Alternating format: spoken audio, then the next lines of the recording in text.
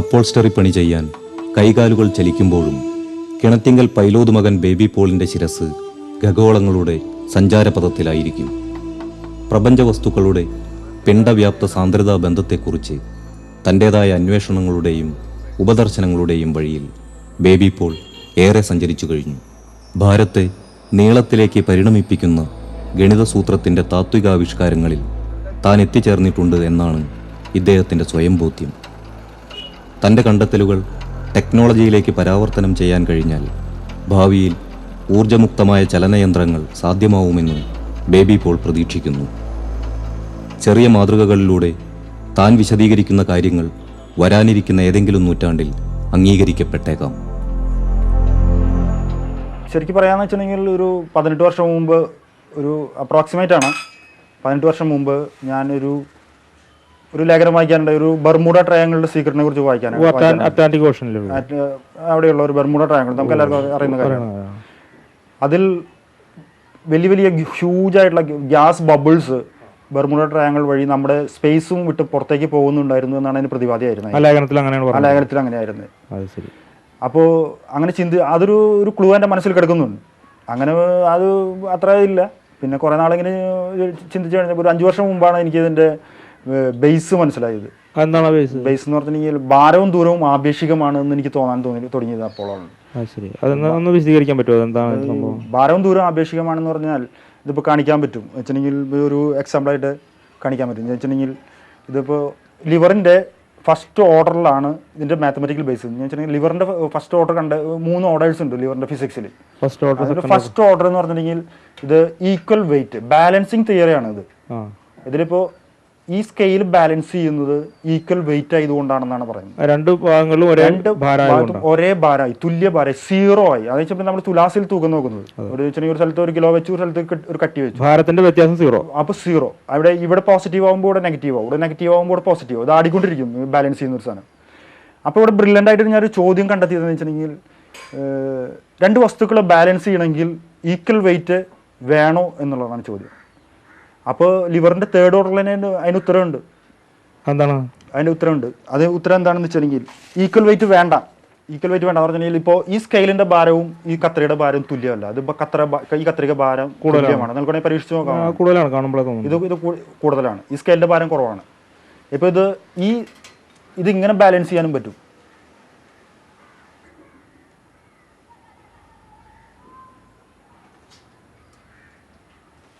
ഇതും ബാലൻസ്ഡ് ആണ്. ഇതാണ് ലിവറിന്റെ തേർഡ് ഓർഡർ. ഈ തേർഡ് ഓർഡറിലാണ് നമ്മൾ പണ്ട് തൂക്കം നോക്കാനൊക്കെ ഉപയോഗിച്ചിരുന്നത്, വെള്ളിക്കോലൊക്കെ ഉപയോഗിച്ചിരുന്നത് ഈ തത്വപ്രകാരമാണ്. അപ്പൊ ഇതിന് മാത്തമാറ്റിക്കൽ ബേസ് ഇല്ല എന്ന് പറയാൻ പറ്റില്ല. ഇത് ഇപ്പോൾ വെള്ളിക്കോലിന്റെ മാത്തമാറ്റിക്കൽ ബേസ് ഇല്ല എന്ന് ആരും പറയില്ല. അതെന്ന് തൂക്കം നോക്കി നമ്മൾ കൃത്യമായിട്ട് അളന്നു കൊടുത്തിരുന്നതാണ്.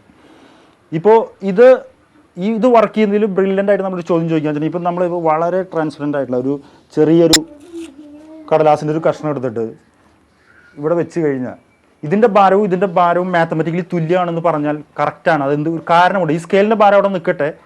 ഞാൻ പറയുകയാണെന്നുവെച്ചിട്ടുണ്ടെങ്കിൽ ഇപ്പോൾ നമ്മൾ സൗരയൂഥത്തിനെ കുറിച്ചാണ് സംസാരിക്കാൻ പോകുന്നത്. അപ്പോൾ ഇത് ആകർഷണ വികർഷണം ഇല്ലാത്ത 2 വസ്തുക്കളാണ്. അതുകൊണ്ട് നമ്മളൊരു സ്കെയിൽ കൊണ്ട് നമുക്ക് അത് ബാലൻസ് ചെയ്ത് കാണിക്കാൻ പറ്റുള്ളൂ.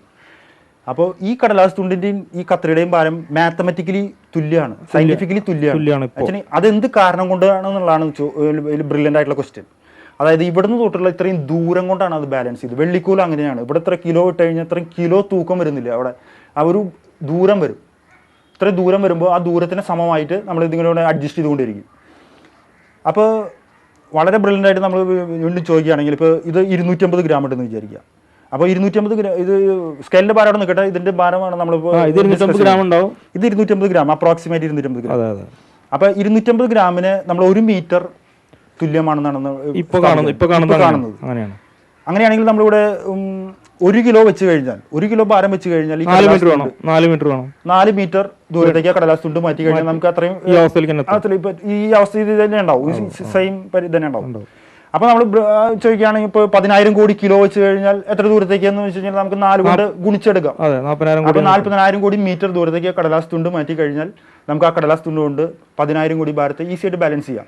പക്ഷേ ഇത്ര വലിയ വടി എവിടെ നിന്ന് കിട്ടും? അങ്ങനെയൊക്കെയുള്ള വെച്ചിട്ടുള്ള വളരെ സിമ്പിളായിട്ടുള്ള ക്വസ്റ്റ്യൻസ് ആണ് പലരും ചോദിക്കാൻ തുനിയുന്നത്. വടി കൊണ്ടാണോ ബന്ധിച്ചിരിക്കുന്നത്? വടി കൊണ്ടല്ല ബന്ധിച്ചിരിക്കുന്നത്. അതായത് ഇതിപ്പോൾ 2 വസ്തുക്കളെ ഇപ്പോൾ സൗരയൂഥത്തിൽ രണ്ട് വസ്തുക്കളെ ബന്ധിപ്പിച്ചിരിക്കുന്നത് മാഗ്നറ്റിക് പവറാണ്. ഈ സ്കെയിലിന് പകരം മീഡിയമായിട്ട് ഉപയോഗിച്ചിരിക്കുന്നത് മാഗ്നറ്റിക് പവറാണ്. അതായത് കാന്തിക ബലം കൊണ്ടാണ് ബന്ധിപ്പിച്ചിരിക്കുന്നത്. സൂര്യനും ഭൂമിയും ഒരു മീഡിയം കൊണ്ട് ബന്ധിപ്പിച്ചിരിക്കുന്നു. അത് കാന്തിക ബലമാണ്. അങ്ങനെയാണെങ്കിൽ നമുക്ക് സൂര്യനും ഭൂമിയും നിൽക്കുന്നത് മാസ്ലെസ് ആയിട്ടാണെന്ന് സ്ഥാപിക്കാൻ കഴിയും. പിണ്ഡരഹിതമായ ഭൂമിയിൽ ബ്രഹ്മാണ്ഡ ചലനങ്ങളുടെ ആത്യന്തിക ചലന നിയമങ്ങൾ തേടിയാണ് കഴിഞ്ഞ കുറേ വർഷങ്ങളായി ബേബി പോൾ കഴിയുന്നത്. തൃശ്ശൂരിലെ നെല്ലിക്കുന്നിൽ കിണറ്റിങ്കൽ പൈലോദിൻ്റെയും റോസിയുടെയും ഇളയ മകനാണ് ബേബി. അപ്പന് അപ്പോൾസ്റ്ററി പണി തന്നെയായിരുന്നു. പ്രീ ഡിഗ്രിക്ക് 3ാം ഗ്രൂപ്പ് പഠിച്ച ബേബി പോളിൽ ശാസ്ത്രകൗതുകം നാമ്പെടുക്കുന്നതും വളരുന്നതും ഏറെ മുതിർന്നതിനു ശേഷമാണ്. ഇതിനിടെ മസ്കറ്റിൽ 2 വർഷം ജോലി ചെയ്തു.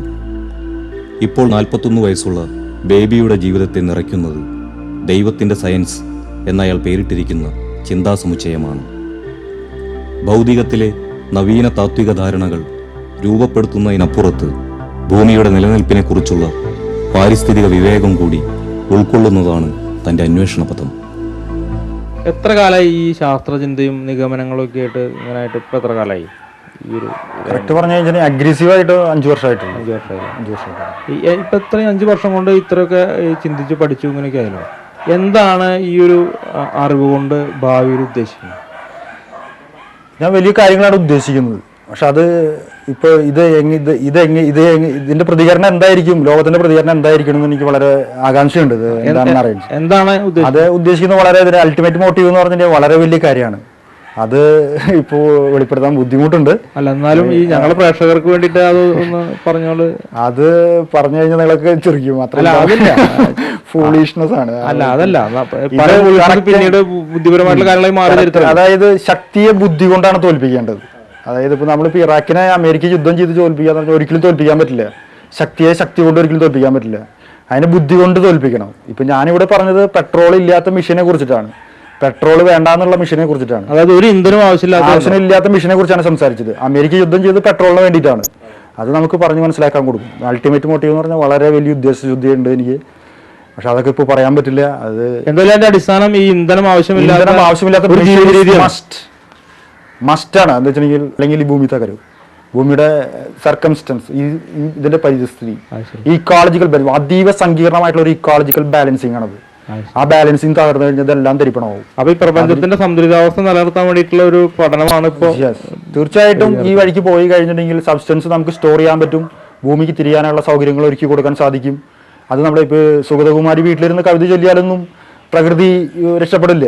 അതിന് വഴി പറഞ്ഞു കൊടുക്കണം. ഇപ്പൊ നമ്മൾ 10 കാർ ഉപയോഗിക്കുന്ന ഒരാളുടെ അടുത്ത് പോയിട്ട് 11ാമത് ഒരു കാർ മേടിക്കാൻ പാടില്ല, ഇന്ധനം ഭൂമിക്ക് വേണ്ട ഇന്ധനമാണ് നിങ്ങൾ ഉപയോഗിക്കുന്നത് അയാളുടെ അടുത്ത് പറയാൻ പറ്റില്ല. അയാളെ ചലിപ്പിക്കും, വഴി പറഞ്ഞു കൊടുക്കണം. അയാളുടെ മോഹമാണ് അയാളെ ചലിപ്പിക്കുന്നത്.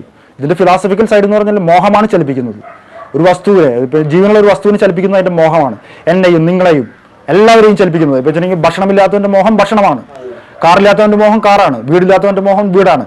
അപ്പൊ അവനെ നിഷേധിക്കുമ്പോൾ വഴി പറഞ്ഞു കൊടുക്കണം. നീ അങ്ങനെ ചെയ്യരുത്, നിനക്ക് കാർ മേടിക്കണ്ട, കാർ നിനക്ക് പെട്രോൾ ഒഴിക്കാത്ത കാർ നിനക്ക് ഉണ്ടാക്കാം. ഇത് നാളെ അങ്ങോട്ട് ടെക്നോളജി ആക്കി മാറ്റാമെന്നൊന്നും ഞാൻ പറയുന്നില്ല. ചിലപ്പോൾ അടുത്ത സെഞ്ചുറിയിലായിരിക്കും.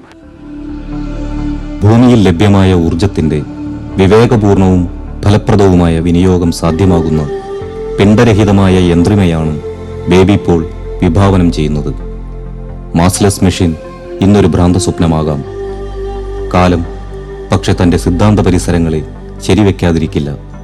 ദൈവികതയുടെ ചലന നിയമങ്ങളാണ് തൻ്റെ ജ്ഞാനവിഷയം എന്നതിനാൽ അയാൾ ശുഭാപ്തി പുലർത്തുന്നു. നമ്മളായിട്ട് ബന്ധപ്പെടുന്ന ആർക്കായാലും ഈ ഒരു സ്ഥിതിയെ കുറിച്ചിട്ടുള്ള നമുക്കുള്ളൊരു മാസ്ലെസ് മിഷൻ എന്നുള്ള ഒരു ഐഡിയ സ്പ്രെഡ് ചെയ്യാൻ എനിക്ക് സാധിക്കുമെന്ന് തന്നെയാണ് എൻ്റെ വിശ്വാസം.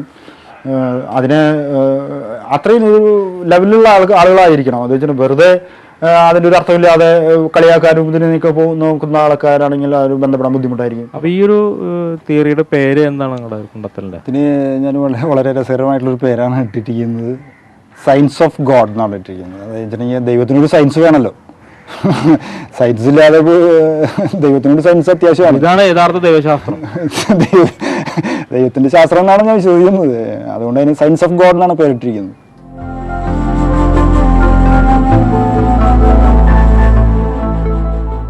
വേറിട്ട കാഴ്ചകളിൽ ഒരാളെ നിങ്ങൾക്കും അറിയാമല്ലോ. നമ്മിലൊരാളായി, എന്നാൽ നമ്മെപ്പോലെയല്ലാതെ നമ്മോടൊപ്പം ജീവിക്കുന്ന ഒരാളെ, അവരെപ്പറ്റി ഞങ്ങൾക്ക് എഴുതുക. അതുപോലെ തന്നെ നിങ്ങളുടെ നിർദ്ദേശങ്ങളും അഭിപ്രായങ്ങളും അയക്കേണ്ട വിലാസം: വേറിട്ട കാഴ്ചകൾ, Kairali TV, post box number 5032, fort, Thiruvananthapuram 23.